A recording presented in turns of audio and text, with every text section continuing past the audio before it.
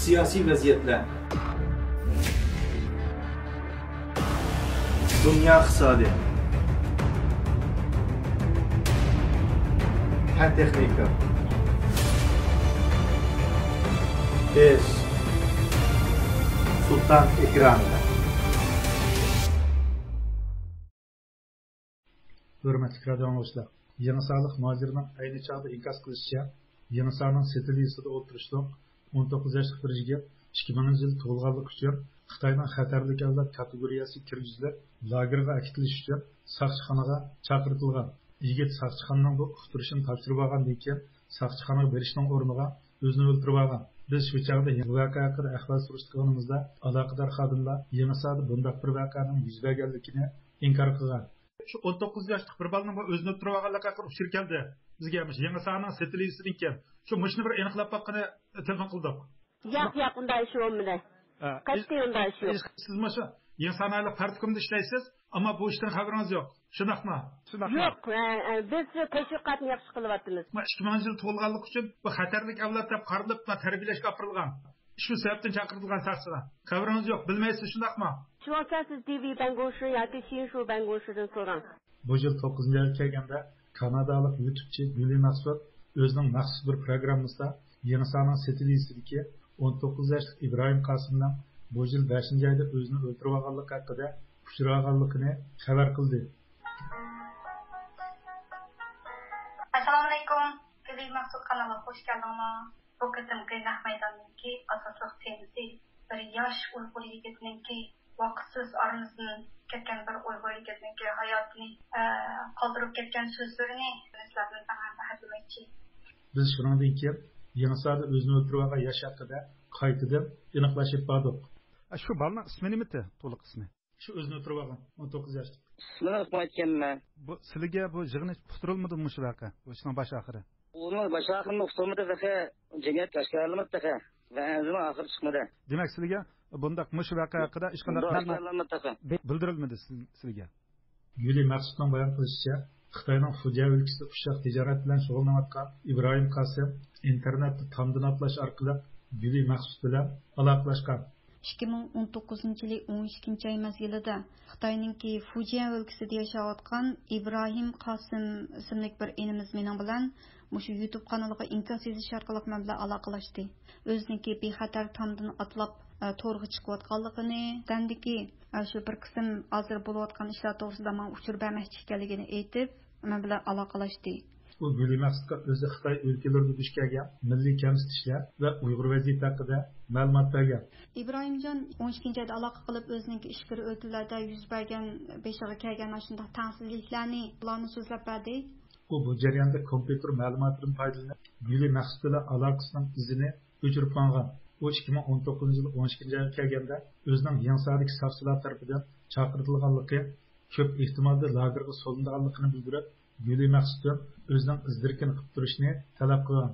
2020 yılı 1 ayda Qashqardagi shu turishliq yerlik soqchilardan birininki o'zi bilan aloqa qilganligini, uningdan qachon qaytib kelganligi haqida savollarni so'raganligini, darhol qaytib kelish kerakligini degandek shunday paran xotirlarni menga evatib berib, o'zininki hayotidan andisha qilayotganligini menga dedi.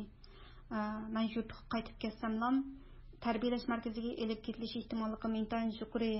Navoda men uchur qaytarmay qolsam meni tarbiyalash ekan deb bilang. Meniki izdirgimni qilib qo'ying deb, o'zininki kimlik rasmini tortib, o'zininki turishliq adresi, o'zininki tafsiliy uchurlarini menga qoldirib qo'ydi-da. Shuning bilan men shunda ansirab ketdim, men undan keyin bu qaytmay tursangiz bo'lmamdi deb nasihat qildim.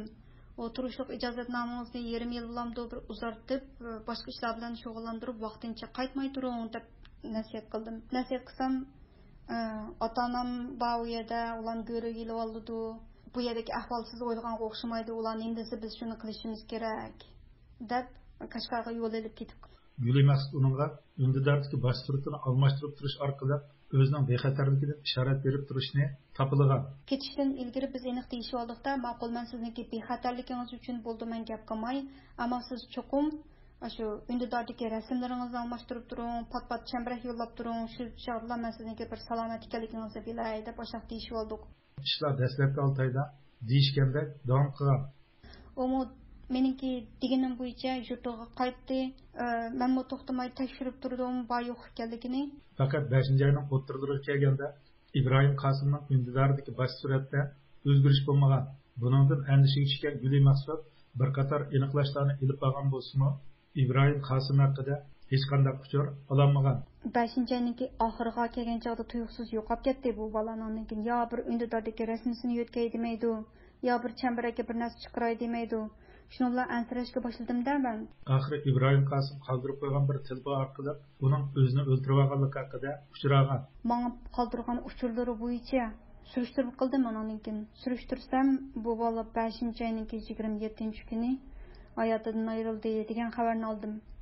Telefonimizni qabul qilgan Yangisaning Sedili bir soqchi xodimi bu yil 5-oyda bu yilda 19 yoshli bir yigitning o'zini o'ldirib olish voqeasi yuz berganligini oshkorildi. Sizning soqchixonadagi vazifangiz nima?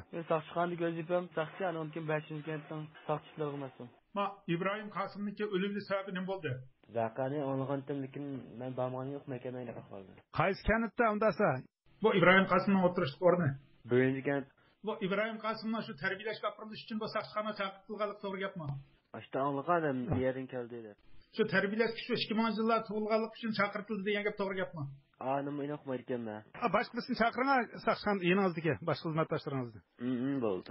U garchi o'lganchining ismi va o'limi sababi haqida ma'lumot bermagan bo'lsa-mu, uning esilib o'lganligini dalilladi. Qanday olinadi yaxshimi? Yaxshi, siz turasiz. İbrahim Qasımni shu soqchixona chaqirtilganda so'roq jarayonida o'ldi degan gap to'g'rimi? Yo'q, o'zi o'tirib olgan gap. Qanday shaklda o'zini o'tirib oldi? Qancha eslib o'ldi. Bu sababi nima ekan? O'limi sababi nima ekan? Hali men bu tafsili uqbuda men daha shu balliq qilib naqmaydan bo'lgan ballar. Ota-onasi tarbiyalashdimi bu balani, u yoqni? Ota-onasimi o'ydikan deb angladim men. Setilizlik adliya xodimi bu yil 5-oyda o'zini o'ldirib olgan yoshning ismining İbrahim, familiyasining Qasım ekanligini dalilladi. Ma o qo'g'dash bo'limining telefoni ma adliya idorasining. Ma Setilizning 7-kanatdan ma xatarlik avlodlar ma 80-yillardan keyin tug'ilganlardan kimlar bor tarbiyalashga kitilgan? Hozir tarbiyalashda. To'xtam hozir sizga familiyasini birdan deb beraya. Antim Nurali. Bu qancha yoshda bor Nurali? 1990-yil tug'ilgan. Yana birisi shu. Dilxumar Tahir. Qancha yoshda bor Dilxumar Tahir? 95 tug'ilgan. Ondan keyingisi shu. Ruqiya Qiyum. Qancha yoshda bor? 96-yil tug'ilgan. Bu ismi bo'lgan bolaning ismi nima? Bolaning shirki. İbrahim. Familiyasi shu. Qasım. Ammo uni o'xshashlar İbrahimning o'limi sababi haqida ma'lumot bermadi. Mush tizimlikdan xabar topganligini o'lganlik to'g'ri gapmi? Yo'q, uqmaydi ekanman. Guli Maqsudning bayon qilishicha, İbrahim Qasım Setilisida o'zi bilan taqdimat yoshlarning soqchixonaga chaqirilgandan keyin soqchixonaga berishiga beshiga qora xalta kiydirilib, lagerga akitilganligi va lagerga akitilganlarning hech biridan qaytib chiqmaganligi haqida shikoyat qilgan. Biz radiomizga kelgan eng dastlabki turdagi jiqchiga asosan uning soqchixonaga chaqirilishida yeshining sabab bo'lib bo'lmaganligi, ya'ni xatarlik avlodlarni tarbiyalash tizimi bo'yicha chaqirtilganlik ehtimolligi haqida ma'lumot so'rdik. Setilizlik bir soqchi xodimi Yangisada 16 yosh bilan 45 yosh orasidagi kishilar qarta umumiylik holda atalmış tarbiyalash ilib berilayotganligini dalilladi. 16 yoshdan 45 yoshgacha bo'lganlarni boshqa avvallarga bir kesilib qolmasin, jamiyat muqimligiga ta'sir ko'rsatish ishlamsin deb siyosiy qonun tuzum bo'yicha xalq tilida emas boshqa aşı jihatdan kurs ichiyotdi. Hurmatli qadrdonlar, yuqorida 19 yoshli İbrahim Qasımning lagerga akitilish xavfiga duch kelganda o'zini o'ldirib olganligi haqida anglitib berdik. Ammo u gaplarni chiqarmay, telefonni tekshirib gap bo'lamiz shu zasan. Telefonni tekshirib bo'lgan ya to'laydi ayrim. Birash qilmasdan. Ya bo'lmay telefon ochiq ketgandaydi. Deb shiqaylab o'tdim. Pekga u qasam degandek nisam bo'g'dek. Başka bir çıkarsam ödüklerimi var, özlemimi öpüyorum, dikişlerimi istemiyorum. Ama tamamlama iş küçük işe çıkıyor, yaptıkken karşı güne. Belki ben de öylelik çıkıp başım mümkün. Lakin şu güne ödüklerine yok. Dadam taraftan tukan geldi, dadam taraftan tukanlarına telefonunu yapmışık geçip de. o'sal chadaqmiyada deb so'rasam nima bilan qo'yib birdikan 2-3 kundan chiqadi.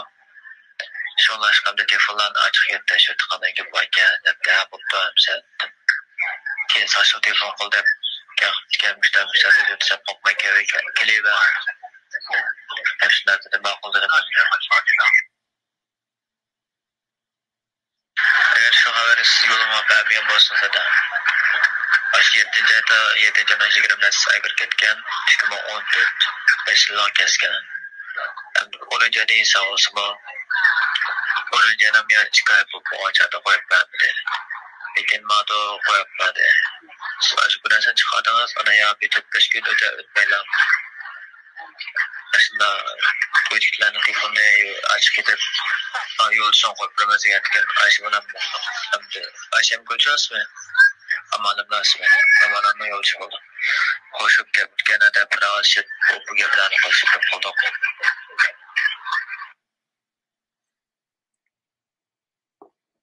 Sizge belki rahmet itibari. Eğer siz yoldan vermeyen olsanız hem de çıkışı natayın da vakti tutuşkan olsun çok.